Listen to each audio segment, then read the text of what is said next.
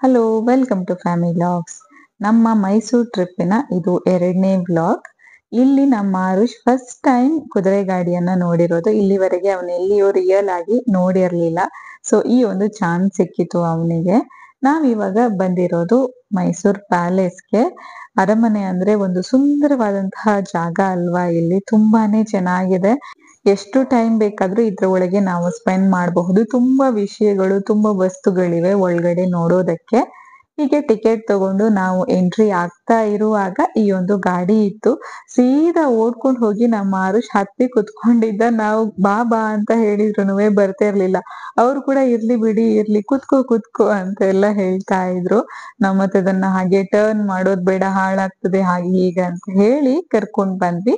ಇನ್ನು ನಾವು ಒಳಗಡೆ ಹೋಗ್ಬೇಕು. ತುಂಬಾ ಬಿಸ್ಲಿತ್ತು. ನಾವು ಫಸ್ಟ್ ಹೋಗಿದ್ದು ಅಕ್ವಾ ವರ್ಲ್ಡ್ಗೆ. ಅದ್ರದ್ದು ವ್ಲಾಗ್ ನಾನು ಆಲ್ರೆಡಿ ಹಾಕಿದ್ದೇನೆ, ನೀವು ಅದನ್ನ ಮಿಸ್ ಮಾಡಿದ್ರೆ ನೋಡಿ. ಅದಾದ್ಮೇಲೆ ಮಧ್ಯಾಹ್ನದ ನಂತರ ನಾವು ಇಲ್ಲಿಗೆ ಬಂದಿರೋದು. ತುಂಬಾ ಅಂದ್ರೆ ತುಂಬಾ ಬಿಸ್ಲಿತ್ತು ಹೊರಗಡೆ. ಸೊ ಕ್ಯಾಪ್ ಎಲ್ಲ ಹಾಕೊಂಡು ಹೋಗ್ತಾ ಇದ್ದೇವೆ. ಹೊರಗಡೆಯಿಂದ ನೋಡೋದಕ್ಕೆ ಕೂಡ ತುಂಬಾನೇ ಚೆನ್ನಾಗಿದೆ, ತುಂಬಾನೇ ಚೆನ್ನಾಗಿ ಮೇಂಟೈನ್ ಮಾಡಿದ್ದಾರೆ. ಒಂದು ಒಳ್ಳೆಯ ಟೈಮ್ ಅನ್ನ ಇಲ್ಲಿ ಸ್ಪೆಂಡ್ ಮಾಡಬಹುದು. 1-2 ಗಂಟೆ ಮಿನಿಮಮ್ ಅಂತ ಹೇಳೋದು ನಾನು, ಅದಕ್ಕಿಂತ ಜಾಸ್ತಿ ಹೊತ್ತು ಕೂಡ ಇರಬಹುದು. ಏನಂದ್ರೆ ಈ ತರದ್ದು ಪ್ಲೇಸಿಗೆ ಹೋದಾಗ ನಮ್ಮ ಮೈಂಡ್ ಕಾಮ್ ಆಗಿದ್ರೆ ಚೆನ್ನಾಗಿರುತ್ತೆ. ನಮ್ಗೆ ಅದು ಇದು ಕಿರಿಕಿರಿ ಎಲ್ಲ ಇದ್ರೆ ಅಷ್ಟೊಂದು ಎಂಜಾಯ್ ಮಾಡೋದಕ್ ಆಗೋದಿಲ್ಲ. ನಮ್ದು ಹೇಗಿತ್ತು ಸಿಚುವೇಶನ್ ಅಂದ್ರೆ, ಆರುಷ್ನನ್ನ ನೋಡ್ಕೊಳ್ಬೇಕು, ನಾವು ನೋಡ್ಬೇಕು ಅಂಡ್ ಮೊಬೈಲ್ ಅಲ್ಲಿ ಕ್ಯಾಪ್ಚರ್ ಮಾಡ್ಬೇಕು, ಈ ತರ ಇತ್ತು. ಸೊ ಇದೆಲ್ಲ ಜೊತೆ ಸೇರಿ ಅಷ್ಟೊಂದು ಎಂಜಾಯ್ ಮಾಡೋದಕ್ಕೆ ಆಗ್ಲಿಲ್ಲ ಅಂತ ಹೇಳ್ಬಹುದು. ಇವಾಗ ಸ್ವಲ್ಪ ದೊಡ್ಡ ಏಜಿನ ಮಕ್ಕಳಾದ್ರೆ ಆರಾಮಾಗಿ ಇರ್ತಾರೆ. ಅಂದ್ರೆ ಅವರನ್ನೊಂದು ಕೈಯಲ್ಲಿ ಹಿಡ್ಕೊಂಡ್ ಬಂದ್ರೆ ಅವರು ನಡ್ಕೊಂಡ್ ಬರ್ತಾರೆ, ನಾವು ಜೊತೆಗೆ ಹೋಗ್ಬಹುದು. ಆದ್ರೆ ಇಂತಹ ಏಜ್ ಇರುತ್ತಲ್ವಾ, ಈ ಟೋಡ್ಲರ್ ಏಜ್ ಏನ್ ಹೇಳ್ತೇವೆ, ಅದು 1.5-2 ವರ್ಷದ ನಂತರ ಮೇ ಬಿ ಇದು ಒಂದು 4-5 ವರ್ಷದವರೆಗೆ ಹೀಗೆ ಇರುತ್ತೆ ಅನ್ಸುತ್ತೆ. ಆ ಏಜ್ ಅಲ್ಲಿ ಅವರನ್ನ ಕೈಯಲ್ಲಿ ಜಾಸ್ತಿ ಹೊತ್ತು ಹಿಡ್ಕೊಂಡು ನಡೆಯೋದಕ್ಕೆ ಕೂಡ ಆಗೋದಿಲ್ಲ. ಯಾಕಂದ್ರೆ ಅವ್ರದ್ದು ಕೈಯನ್ನ ಅಷ್ಟು ಎತ್ತರಕ್ಕೆ ಪುಲ್ ಮಾಡೋದಕ್ ಆಗೋದಿಲ್ಲ. ಮತ್ತೆ ಅವರಿಗೆ ಕೂಡ ಹಾಗೆ ಹಾಗೆ ನಡ್ಕೊಂಡ್ ಬರೋದಕ್ಕೆ ಕೂಡ ಅಷ್ಟೊಂದು ತಾಳ್ಮೆ ಇರೋದಿಲ್ಲ. ಅದಲ್ಲದೆ ಅವರಿಗೆ ಅಲ್ಲಿ ನೋಡುವಂತಹ ವಿಚಾರಗಳು ಕೂಡ ಅಷ್ಟೊಂದು ಇರೋದಿಲ್ಲ ನೋಡಿ.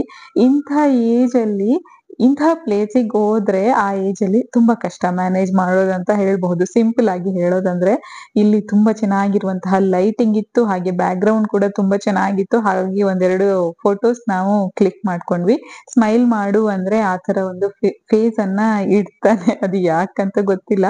ಮತ್ತೆ ಮೈಸೂರಿಗೆ ಹೋದ್ಮೇಲೆ ಒಂದು ವಾಕಿಂಗ್ ಸ್ಟೈಲ್ ಕೂಡ ತುಂಬಾನೇ ಚೇಂಜಸ್ ಆಗಿದೆ, ತುಂಬಾ ಚೇಂಜಸ್ ಆಗಿತ್ತು ಅಲ್ಲಿ ಹೋದಾಗ ಮಾತ್ರ. ಮತ್ತೆ ನಾವು ರಿಟರ್ನ್ ಬಂದಾಗ ಇವಾಗ ನಾರ್ಮಲ್ ಆಗಿದ್ದಾನೆ ಮನೆಯಲ್ಲಿ, ಅಲ್ಲಿ ಮಾತ್ರ ವಾಕಿಂಗ್ ಸ್ಟೈಲ್ ಚೇಂಜ್ ಆಗಿತ್ತು. ಮತ್ತೆ ಅಲ್ಲಿ ಅವರು ಆ ಕಡೆ ಹೋಗ್ಬಾರ್ದು ಅಂತ ಹೇಳಿ ಅಡ್ಡ ಹಾಕಿದಾರ್ ನೋಡಿ, ಅದ್ರ ಒಳಗಡೆಯಿಂದ ಅವನಿಗೆ ಹೋಗೋದಕ್ ಆಗ್ತಾ ಇತ್ತು. ಸೊ ಆರಾಮಾಗಿ ಅವನಿಗೆ ಅಂದ್ರೆ ಅದು ಇದೆ ಅಂತ ಕೂಡ ಗೊತ್ತಾಗ್ತಿರ್ಲಿಲ್ಲ ಅವನ ಹೈಟ್ಗೆ. ಸೊ ಅದ್ರೊಳಗೆ ಕೂಡ ಹಾಗೆ ಹೋಗ್ತಾ ಇದ್ದ. ನಾವು ಮತ್ತೆ ಅಲ್ಲಿಂದ ಹೇಳ್ಕೊಂಡ್ ಬರ್ಬೇಕಿತ್ತು. ಅಲ್ಲಿ ಎಲ್ಲಾ ಸೆಕ್ಯೂರಿಟಿ ಗಾರ್ಡ್ಸ್ ಎಲ್ಲ ಇರ್ತಾರಲ್ವಾ, ಅವರು ನೋಡಿ ನಗ್ತಾ ಇದ್ರು, ಇವನನ್ನ ನೋಡಿ ಹಾಗೆ ಮಾಡ್ತಿದ್ದ. ಮತ್ತೆ ಇನ್ನೊಂದ್ ಏನಂದ್ರೆ, ನನಗೆ ಕೂಡ ಅಷ್ಟೊಂದು ಕ್ಯಾಪ್ಚರ್ ಮಾಡೋದಕ್ ಆಗ್ಲಿಲ್ಲ. ಯಾಕಂದ್ರೆ ತುಂಬಾ ಜನರು ಇದ್ರು, ತುಂಬಾ ರಶ್ ಇತ್ತು. ರಶ್ ಇರುವಾಗ ನಾವು ನೀಟಾಗಿ ಕ್ಯಾಪ್ಚರ್ ಮಾಡ್ಕೊಂಡು ಹೋಗೋದಕ್ಕೆ ಕೂಡ ಸಾಧ್ಯ ಆಗೋದಿಲ್ಲ. ಇನ್ನೊಂದು ಏನಂದ್ರೆ, ಅವನನ್ನ ಹಿಡ್ಕೊಂಡು ಮ್ಯಾನೇಜ್ ಕೂಡ ಮಾಡೋದಕ್ ಆಗ್ತಿರ್ಲಿಲ್ಲ ನಮ್ಗೆ. ಪಾಪ ಧೀರಜ್ ಬ್ಯಾಗ್ ಹಾಕೊಂಡು ಅವನನ್ನ ನೋಡ್ಕೊಂಡು ಅವನ ಹಿಂದೆನೆ ಓಡಾಡ್ತಿದ್ರು. ನೀವು ನೋಡ್ಕೊಂಡ್ ಬನ್ನಿ, ನನಗೆ ಮತ್ತೆ ಪಪ್ಪನಿಗೆ ಹೇಳ್ತಾ ಇದ್ರು, ನೀವು ನೋಡ್ಕೊಂಡ್ ಬನ್ನಿ, ನಾನು ಆಲ್ರೆಡಿ ಸುಮಾರು ಬಾರಿ ನೋಡಿದ್ದೇನಲ್ವಾ, ಸೊ ನೀವಿಬ್ರು ಚೆನ್ನಾಗಿ ನೋಡ್ಕೊಂಡ್ ಬನ್ನಿ ಅಂತ ಹೇಳ್ತಾ ಇದ್ರು. ಆದ್ರೂ ನನಗೆ ಅಷ್ಟೊಂದು ಸಮಾಧಾನ ಆಗ್ತಾ ಇರ್ಲಿಲ್ಲ. ಮತ್ತೆ ಮತ್ತೆ ಆರುಷ್ ಕಡೆಗೆ ನನ್ ಗಮನ ಕೂಡ ಹೋಗ್ತಾ ಇತ್ತು. ಅವನು ಎಲ್ಲೆಲ್ಲಿ ಹೋಗ್ತಿದ್ದ. ತುಂಬಾ ಅಂದ್ರೆ ಅವನಿಗೆ ಗೊತ್ತಾಗ್ತಿರ್ಲಿಲ್ಲ ನೋಡಿ, ನಮ್ ಜೊತೆನೆ ಕಾಮ್ ಆಗಿ ಬರ್ಬೇಕು ಅಂತ ಹೇಳಿ. ಅವನಿಗೆ ಮನ್ಸಿಗೆ ಬಂದ ಹಾಗೆ ಹೋಗ್ತಾ ಇದ್ದ. ಯಾರಾದ್ರೂ ಫೋಟೋ ಎಲ್ಲ ತೆಗೆಸ್ಕೊಳ್ಳೋದಕ್ಕೆ ಅಲ್ಲಿ ನಿಂತ್ಕೊಂಡಿದ್ರೆ ಅವ್ರ ಮಧ್ಯದಲ್ಲಿ ಹೋಗ್ತಾ ಇದ್ದ ಇವನು, ಡಿಸ್ಟರ್ಬ್ ಮಾಡ್ತಾ. ಸೊ ಈ ತರ ಇತ್ತು. ಅಲ್ಲಿಯ ಒಂದ್ ಸ್ವಲ್ಪ ಹೊತ್ತು ಅವನು ನೋಡಿ ಅವನಿಗೆ ಅರ್ಥ ಮಾಡ್ಕೊಳ್ಳುವಷ್ಟು ಕೂಡ ಏನು ಇರ್ಲಿಲ್ಲ. ಇಲ್ಲಿ ಇನ್ನೊಂದು ವಸ್ತು ಸಂಗ್ರಹಾಲಯ ಇದೆ ಅಲ್ವಾ, ಅದು ಕೂಡ ಕ್ಲೋಸ್ ಆಗಿತ್ತು. ನಾವು ಅದಿದ್ರೆ ಅವನಿಗೆ ಇನ್ನೂ ಖುಷಿ ಆಗ್ಬಹುದು ಅಂತ ಅನ್ಕೊಂಡಿದ್ವಿ. ಆದ್ರೆ ಅದ್ರಲ್ಲಿ ಏನೋ ಕೆಲ್ಸ ನಡೀತಿದೆ ಅಂತ ಹೇಳಿ ಅದನ್ನ ಸ್ವಲ್ಪ ದಿನದ ಮಟ್ಟಿಗೆ ಕ್ಲೋಸ್ ಇಟ್ಟಿದಾರಂತೆ. ಸೊ ಅದು ಕೂಡ ಇರ್ಲಿಲ್ಲ. ಹಾಗಾಗಿ ನಮ್ದು ಇಲ್ಲಿ ಒಳಗಡೆ ನೋಡಿ ಸ್ವಲ್ಪ ಬೇಗನೆ ಆಯ್ತು. ಸೊ ಅಂದ್ರೆ ನಮ್ಮ ಪಪ್ಪನಿಗೆ ಕೂಡ ತುಂಬಾ ಜಾಸ್ತಿ ವಾಕ್ ಮಾಡೋದಕ್ಕೆ ಕೂಡ ಆಗೋದಿಲ್ಲ ಅಲ್ವಾ? ಸೊ ಅವ್ರನ್ನ ಕೂಡ ಮೈಂಡಲ್ಲಿ ಇಟ್ಕೊಂಡು, ನಮ್ಮ ಆರುಷ್‌ನನ್ನ ಕೂಡ ಮೈಂಡಲ್ಲಿ ಇಟ್ಕೊಂಡು ಸ್ವಲ್ಪ ಫಾಸ್ಟ್ ಆಗಿ ನೋಡ್ಕೊಂಡ್ ಬಂದ್ವಿ. ಬಟ್ ಚೆನ್ನಾಗಿತ್ತು ಅಂತ ಹೇಳ್ಬಹುದು. ಅಲ್ಲಿ ಅದ್ರೊಳಗೆ ಎಷ್ಟು ಬಾರಿ ಬಿದ್ದಿದಾನೋ, ಎದ್ದಿದಾನೋ ಗೊತ್ತಿಲ್ಲ. ಈ ಬೀಳೋದು, ಏಳೋದು, ವಾಕ್ ಮಾಡೋದು ಸ್ಟೈಲಲ್ಲಿ ಇದೇ ನಡೀತಾ ಇತ್ತು. ಇನ್ನೊಂದು ಪಾಯಿಂಟ್ ಏನಂದ್ರೆ ಇದ್ರ ಒಳಗಡೆ ಹೋಗುವಾಗ ನಾವು ಚಪ್ಪಲಿಯನ್ನ ಅಲ್ಲೇ ತೆಗ್ದು ಇಟ್ಟು ಹೋಗ್ಬೇಕು. ಅದೊಂದು ನಿಜವಾಗಿಯೂ ಒಳ್ಳೇದಂತ ಹೇಳ್ಬಹುದು. ಇಲ್ಲದಿದ್ರೆ ಅವ್ರಿಗೆ ಕೂಡ ಕ್ಲೀನ್ ಮಾಡೋದು, ಮೇಂಟೈನ್ ಮಾಡೋದು ಕಷ್ಟ ಅಲ್ವಾ? ಚಪ್ಪಲಿಯಲ್ಲಿ ಮಣ್ಣು ಅದು ಇದು ಎಲ್ಲ ಒಳಗಡೆ ಹೋಗುತ್ತೆ. ಸೊ ಚಪ್ಪಲಿಯನ್ನ ಹೊರಗಡೆ ಇಟ್ಟು ಹೋಗೋದಿತ್ತು. ವೀಕೆಂಡ್ ಆದ್ರೆ ಇನ್ನೂ ಜಾಸ್ತಿ ರಶ್ ಇರುತ್ತೆ. ನಾವು ಹೋದದ್ದು ವೀಕ್ ಡೇಸ್ ಆಗಿರೋದ್ರಿಂದ ತುಂಬಾ ಜಾಸ್ತಿ ರಶ್ ಏನಿರ್ಲಿಲ್ಲ. ಹಾಗಾಗಿ ಫೋಟೋಸ್ ಎಲ್ಲ ಕ್ಲಿಕ್ ಮಾಡ್ಕೊಳ್ಳೋದಕ್ಕೆ ಒಳ್ಳೆಯ ಟೈಮ್ ಅಂತ ಹೇಳ್ಬಹುದು. ಆದ್ರೆ ನಮ್ಮ ಆರುಷ್‌ನನ್ನ ಹಿಡ್ಕೊಂಡು ನಮ್ಗೆ ಅದಕ್ಕೆ ಕೂಡ ಚಾನ್ಸ್ ಇರ್ಲಿಲ್ಲ. ನಾವ್ ಎತ್ಕೊಂಡ್ರೆ 1 ಸೆಕೆಂಡ್, 2 ಸೆಕೆಂಡ್ ನಿಲ್ತಿದ್ದ ಅಷ್ಟೇ, ಮತ್ತೆ ಇಳ್ದು ಹೋಗ್ತಿದ್ದ. ಹಾಗಾಗಿ ನಮ್ಗೆ ನಮ್ಮ ಫೋಟೋಸ್ ಕೂಡ ಕ್ಲಿಕ್ ಮಾಡ್ಕೊಳ್ಳೋದಕ್ಕೆ ಆಗಿರ್ಲಿಲ್ಲ. ಅವನನ್ನ ನೋಡ್ಕೊಳ್ಬೇಕಲ್ವಾ ಹೊರಗಡೆ ಹೋದಾಗ. ಈ ತರ ಕ್ರೌಡ್ ಅಲ್ಲೆಲ್ಲ ನಾವು ಆದಷ್ಟು ಜಾಗ್ರತೆಯಾಗಿ ಇರೋದೇ ತುಂಬಾ ಮುಖ್ಯ ಆಗುತ್ತೆ. ತುಂಬಾ ಅಂದ್ರೆ ತುಂಬಾ ಚೆನ್ನಾಗಿದೆ ಈ ಅರಮನೆ. ನಾವು ಎಷ್ಟು ಬಾರಿ ನೋಡಿದ್ರುನುವೆ ಮತ್ತೆ ಹೋಗುವಾಗ ಮತ್ತೆ ನೋಡ್ಬೇಕು ಅಂತ ಅನ್ನಿಸ್ತದೆ. ನಮ್ಗೆ ಬೋರ್ ಅಂತ ಆಗೋದಿಲ್ಲ. ಅದಕ್ಕೆ ಅಲ್ವಾ ಅರಮನೆ ಅಂತ ಹೇಳೋದು. ಧೀರಜ್ ಪಾಪ ಅರುಷ್‌ನನ್ನ ಮ್ಯಾನೇಜ್ ಮಾಡಿರೋದ್ರಿಂದ ನನ್ಗೆ ಎಷ್ಟಾದ್ರೂ ಕ್ಯಾಪ್ಚರ್ ಮಾಡೋದಕ್ಕಾಯ್ತು. ಇಲ್ಲದ್ರೆ ಇನ್ನೂ ಜಾಸ್ತಿ ಇದೆ ವಿಷಯಗಳು ಇಲ್ಲಿ ಕ್ಯಾಪ್ಚರ್ ಮಾಡೋದಕ್ಕೆ. ಫ್ರೀ ಆಗಿ ನಾವ್ ಏನ್ ಬೇಕಾದ್ರೂ ಕ್ಯಾಪ್ಚರ್ ಮಾಡ್ಕೊಳ್ಬಹುದು. ಕೆಲವೊಂದು ಪ್ಲೇಸ್ ಅಲ್ಲಿ ಇದಕ್ಕೆ ಚಾನ್ಸ್ ಇರೋದಿಲ್ಲ ಮೊಬೈಲ್ ಅಲ್ಲಿ ಅಥವಾ ಯಾವುದೇ ಒಂದು ಕ್ಯಾಮೆರಾದಲ್ಲಿ ಕ್ಯಾಪ್ಚರ್ ಮಾಡ್ಕೊಳ್ಳೋದಕ್ಕೆ ನಮ್ಗೆ ಚಾನ್ಸ್ ಇರೋದಿಲ್ಲ. ಬಟ್ ಇಲ್ಲಿ ಫ್ರೀ ಆಗಿ ಬಿಟ್ಟಿರ್ತಾರೆ. ನೀವು ಫೋಟೋಸ್, ವಿಡಿಯೋಸ್ ಎಲ್ಲ ಮಾಡ್ಕೊಳ್ಬಹುದು ಬೇಕಾದ ಹಾಗೆ. ಬಟ್ ಮಕ್ಳಿದ್ರೆ ಸ್ವಲ್ಪ ಕಷ್ಟ ಆಗುತ್ತೆ. ಇವತ್ತು ನೋಡಿ ನನ್ಗೆ ಧೀರಜ್ ಇರೋದ್ರಿಂದ ನನ್ಗೆ ಇಷ್ಟಾದ್ರೂ ಕ್ಯಾಪ್ಚರ್ ಮಾಡೋದಕ್ಕಾಯ್ತು. ಅವ್ನು ತುಂಬಾ ಆ ಕಡೆ ಈ ಕಡೆ ಓಡಾಡ್ತಿದ್ದ.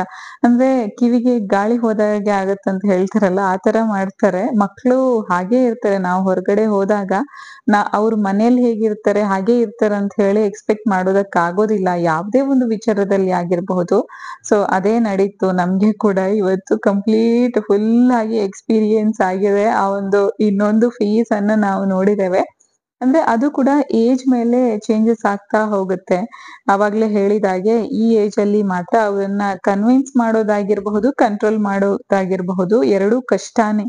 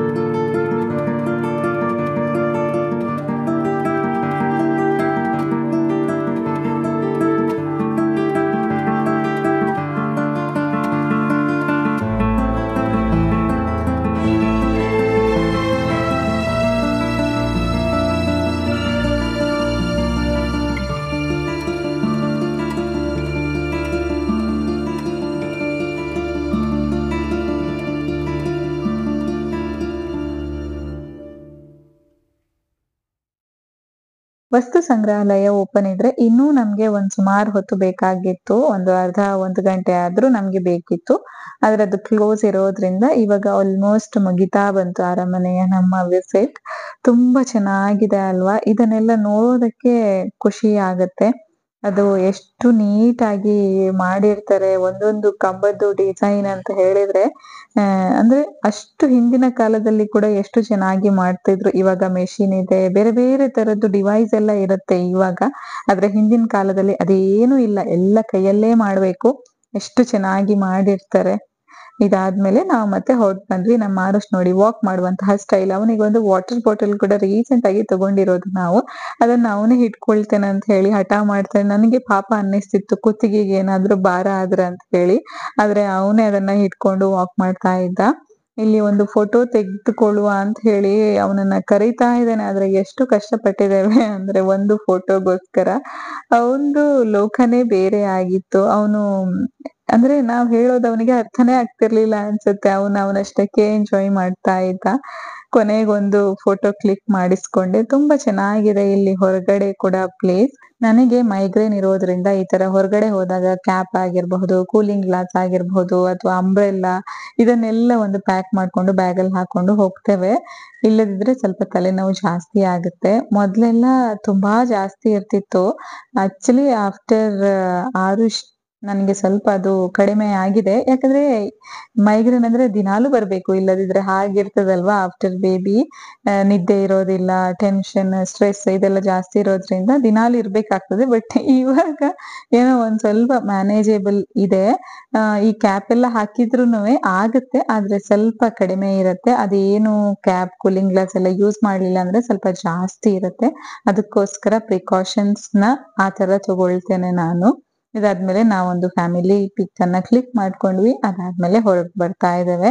ಇಲ್ಲಿ ಹೊರಗಡೆ ಕೂಡ ತುಂಬಾ ಅಂದ್ರೆ ತುಂಬಾ ಚೆನ್ನಾಗಿ ಮೇಂಟೈನ್ ಮಾಡಿದ್ದಾರೆ ಈ ಗಾರ್ಡನ್ ಎಲ್ಲ. ನೋಡೋದಕ್ಕೆ ಖುಷಿ ಆಗುತ್ತೆ. ನನಗೆ ಈ ತರದ್ದು ಪ್ಲೇಸ್ ತುಂಬಾ ಇಷ್ಟ.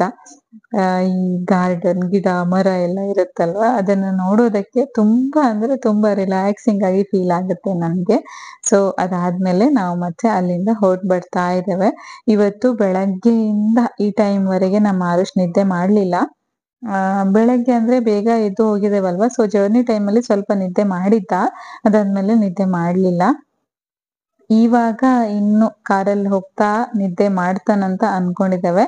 ಇದು ಸೆಕೆಂಡ್ ವ್ಲಾಗ್ ಆಲ್ಮೋಸ್ಟ್ ಮುಗಿತಾ ಬಂತು. ನೆಕ್ಸ್ಟ್ ವ್ಲಾಗ್ ನಾನು ಥರ್ಡ್ ವ್ಲಾಗ್ ಹಾಕ್ತೇನೆ ಸೋನ್.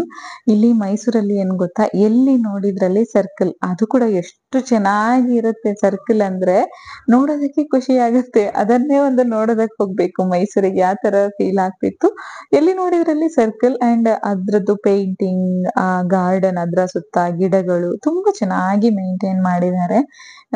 ಇಷ್ಟೇ, ಈ ವ್ಲಾಗ್ ಅನ್ನ ನಾನು ಇಲ್ಲಿಗೆ ಎಂಡ್ ಮಾಡ್ತಾ ಇದ್ದೇನೆ. ಇದು ವ್ಲಾಗ್ 2 ಆಯ್ತಾ. ವ್ಲಾಗ್ 3 ಸೂನ್ ಅಪ್ಲೋಡ್ ಮಾಡ್ತೇನೆ. ಅಕ್ವಾ ವರ್ಲ್ಡ್ ಇದ್ದು ವ್ಲಾಗ್ ಅನ್ನ ನೀವು ಇನ್ನೂ ನೋಡ್ಲಿಲ್ಲ ಅಂದ್ರೆ ಅದನ್ನೊಮ್ಮೆ ಚೆಕ್ ಮಾಡಿ. ಅದು ಕೂಡ ತುಂಬಾನೇ ಚೆನ್ನಾಗಿತ್ತು. ಅದು ಮಕ್ಕಳಿಗೆ ಇನ್ನಷ್ಟು ಖುಷಿ ಕೊಡುವಂತಹ ಪ್ಲೇಸ್. ನಮ್ಮ ಆರುಷ್ ಕೂಡ ಅಲ್ಲಿ ತುಂಬಾ ಎಂಜಾಯ್ ಮಾಡಿದ್ದ ಇಲ್ಲಿ ಕಂಪೇರ್ ಮಾಡಿದ್ರೆ.